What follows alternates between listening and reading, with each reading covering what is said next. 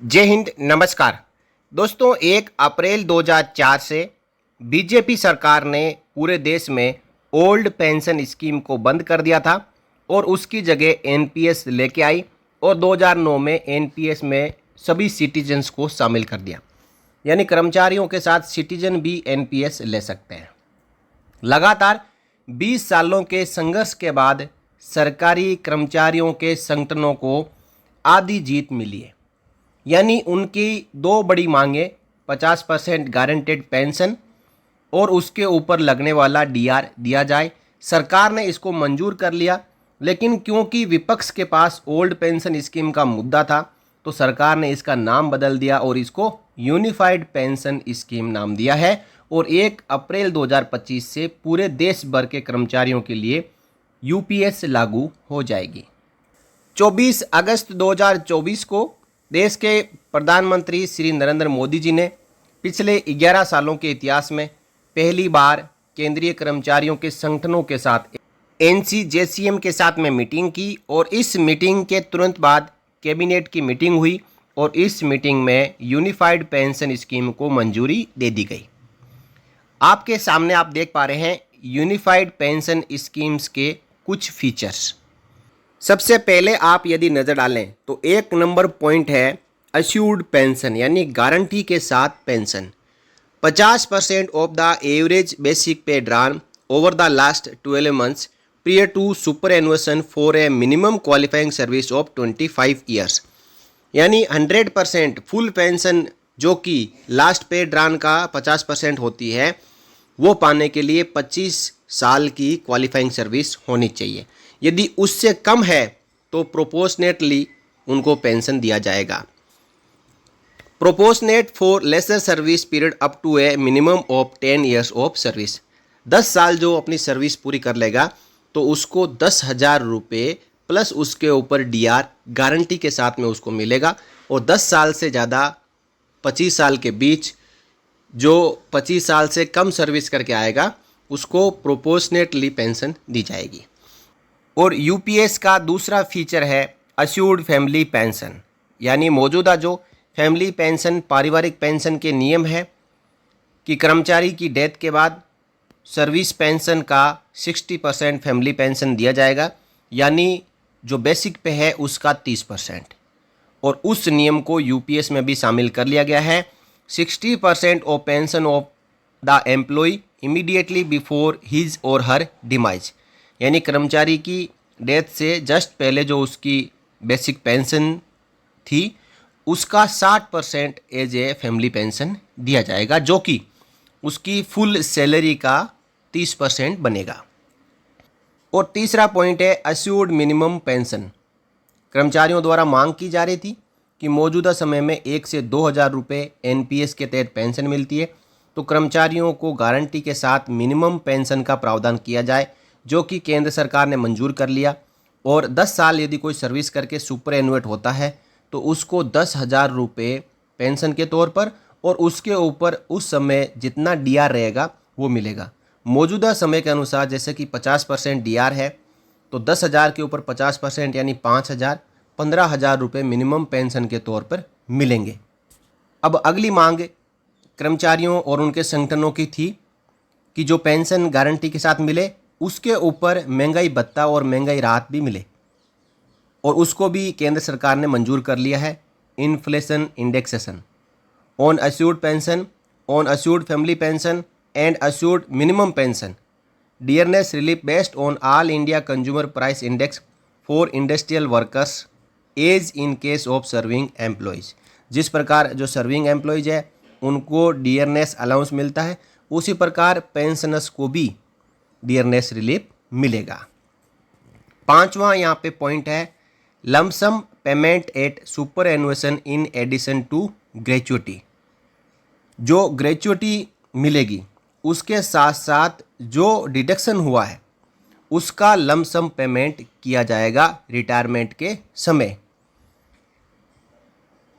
1/10 of monthly emolument pay plus DA as on the date of superannuation for every completed 6 month of service.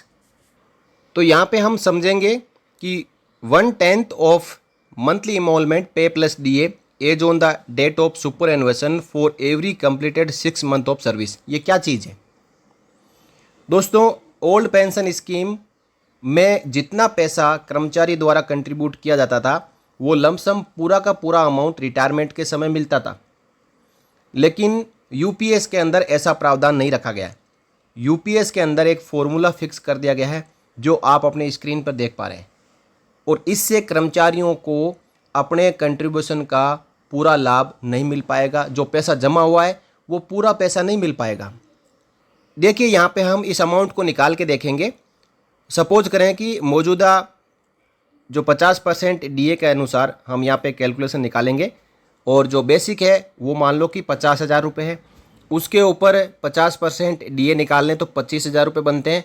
जैसा कि पे plus DA लिखा हुआ है, पे प्लस डीए को जोड़ते हैं तो 75,000 पर मंथ इमोलमेंट बनता है, और 1/10 ऑफ पे प्लस डीए 75,000 डिवाइडेड बाई 10, और ये निकल गया था 7,500 रुपये हर महीने। अब यहाँ पे कहा जा रहा है कि for every completed 6 month of service, हम मान लेते हैं कि कोई 25 साल पूरी सेवा करके रिटायरमेंट ले रहा है, सुपर एनुएट हो रहा है, तो एवरी 6 मंथ करते हैं तो 25 इंटू 2 बराबर 50 होता है, और इस 50 को जब आप 7,500 से मल्टीप्लाई करेंगे तो ये अमाउंट निकल के आता है 3,75,000 रुपये।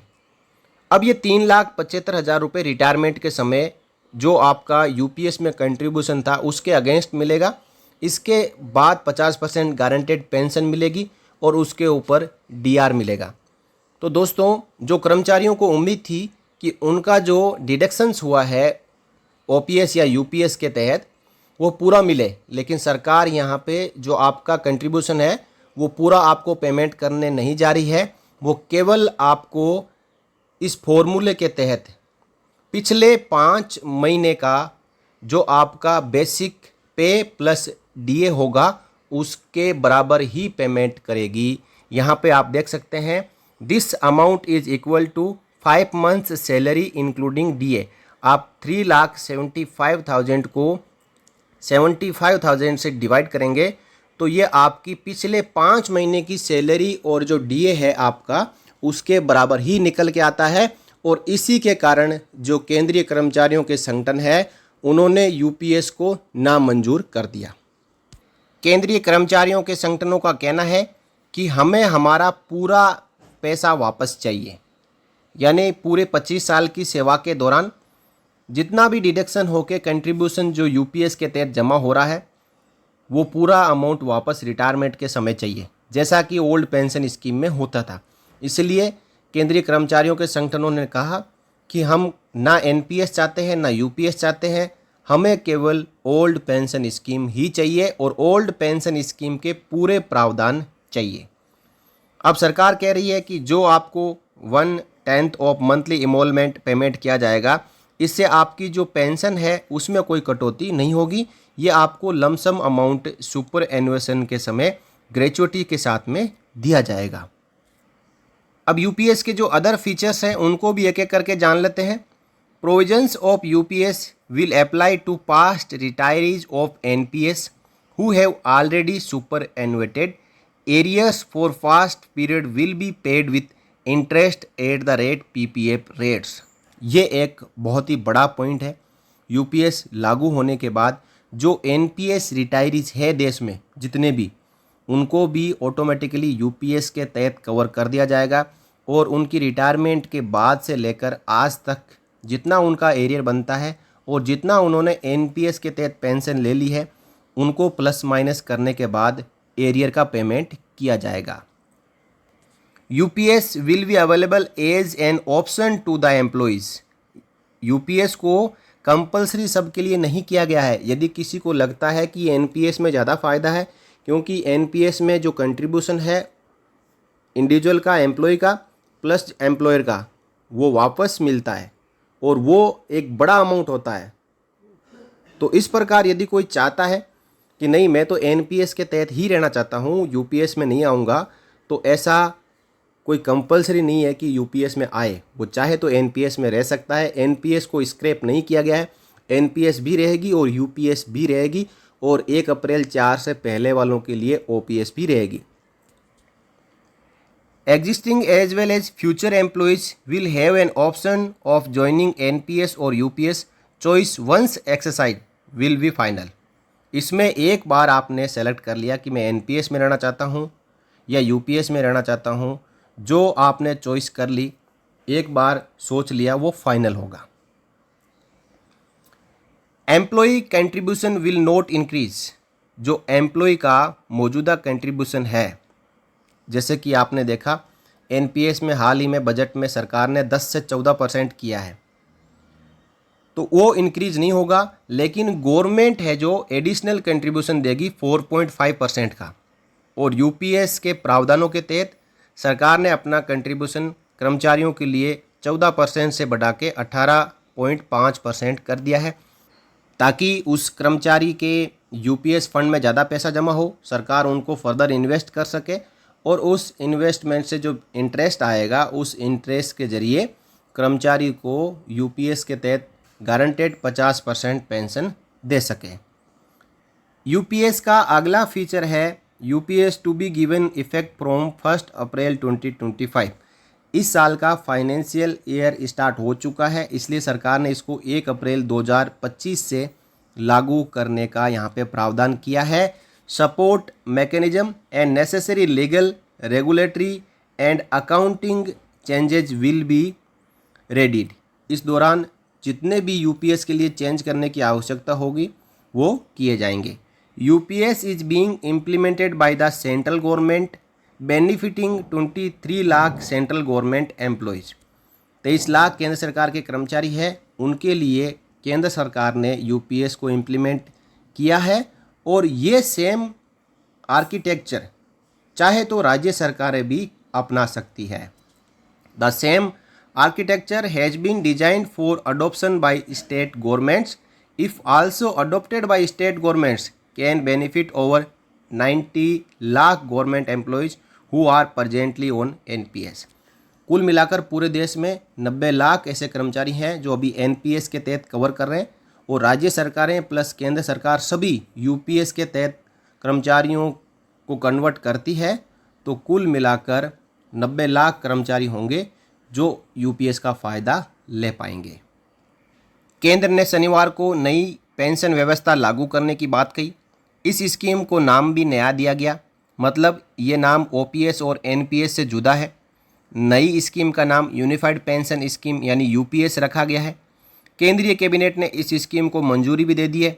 इस स्कीम से 25 साल काम करने वाले सरकारी कर्मचारियों को पूरी पेंशन मिलेगी, यानी किसी कर्मचारी ने न्यूनतम 25 साल तक नौकरी की है तो उसे रिटायरमेंट के तुरंत पहले के अंतिम 12 महीनों के औसत वेतन का कम से कम 50% पेंशन के रूप में मिलेगा। यूनिफाइड पेंशन स्कीम में 10 साल की नौकरी करने के बाद कर्मचारी को कम से कम 10,000 रुपये पेंशन के तौर पर मिलेंगे। दूसरी तरफ केंद्रीय कर्मचारी संगठनों ने नई पेंशन स्कीम यूपीएस पर गहरी नाराजगी जाहिर की है। कर्मचारी संगठनों के पदाधिकारियों ने कहा, ये सरकार ने कर्मचारी वर्ग के साथ छल किया है। किसी भी सूरत में यूपीएस मंजूर नहीं होगा। वे गारंटीकृत पुरानी पेंशन बहाली के लिए दोबारा से हल्ला बोल की तैयारी में जुट गए हैं। केंद्र सरकार व विभिन्न राज्यों के सरकारी कर्मचारी संगठन जो ओपीएस के लिए आंदोलन कर रहे थे, वे जल्द ही अपनी आगामी रणनीति का खुलासा करेंगे। लंबे समय तक पुरानी पेंशन बहाली के लिए राष्ट्रव्यापी आंदोलन चलाने वाले national mission for old pension scheme Bharat के राष्ट्रीय अध्यक्ष डॉक्टर मंजीत सिंह पटेल कहते हैं कि सरकार ने यूपीएस लाकर कर्मचारियों के साथ छलावा किया है। यूपीएस में सरकार ने अपने कंट्रीब्यूशन जो अभी तक 14% था उसे बढ़ाकर 18.5% कर दिया है। यहाँ तो सब ठीक है, ये बात काबिले तारीफ भी है, लेकिन हमारी मांग रिटायरमेंट पर 50% बेसिक सैलरी और डीए अलाउंस के बराबर की थी, न कि कंट्रीब्यूशन बढ़ाने और घटाने की। आगे डॉक्टर मंजीत पटेल कहते हैं, कर्मचारियों की दूसरी डिमांड ये रही है कि हमारा पैसा रिटायरमेंट पर बिल्कुल जीपीएफ की तरह ही हमें वापस कर दिया जाए। सरकार नई व्यवस्था यूपीएस में वे सारा पैसा ले लेगी, यानी कर्मचारियों का 10% भी और खुद का 18.5% भी। पटेल कहते हैं कि हमें अपने वाले कंट्रीब्यूशन में से केवल आखिरी के 6 महीने की सैलरी जितनी मिलेगी सरकार उतना हमें वापस कर देगी। ऐसी स्थिति में तो यूपीएस की बजाय एनपीएस ज़्यादा बढ़िया होगा। हमारा आंदोलन ओपीएस के लिए था। सरकार ने पुरानी पेंशन जैसा कोई भी प्रावधान यूपीएस में शामिल नहीं किया है, इसलिए कर्मचारी अपना आंदोलन जारी रखेंगे। इस प्रकार कुल मिलाकर जो केंद्रीय कर्मचारी संगठन है उन्होंने इस यूपीएस को नामंजूर किया है। उन्होंने कहा हम जल्द ही बैठक रखेंगे और आगे के लिए आंदोलन की रूपरेखा बनाएंगे। हमें केवल ओल्ड पेंशन स्कीम चाहिए। दोस्तों, इसके बारे में आपकी क्या राय है? क्या सरकार अभी जो यूनिफाइड पेंशन स्कीम लेके आई है वो ठीक है? क्या आपको ये मंजूर है? यदि मंजूर है तो आप कमेंट करके ज़रूर बताएं कि हमें मंजूर है। नहीं तो आप अपनी राय ज़रूर रखें कि क्या आप केवल ओल्ड पेंशन स्कीम ही चाहते हैं। दोस्तों, इस वीडियो में मैंने आपको यूपीएस के पूरे फीचर्स समझाने की कोशिश की। मैं आशा करता हूं कि आपको पूरी बातें क्लियर होगी। वीडियो आपको अच्छा लगा हो, वीडियो को लाइक करें और दूसरों की जानकारी के लिए शेयर करें। और आगे भी आप इस प्रकार की जानकारियाँ पाते रहने के लिए चैनल को सब्सक्राइब जरूर करें। फिर मिलेंगे किसी नए वीडियो में आपसे जुड़ी हुई और जानकारियों के साथ। तब तक के लिए जय हिंद, जय Bharat, Vande Mataram. For more updates, subscribe to our channel and enjoy watching the videos.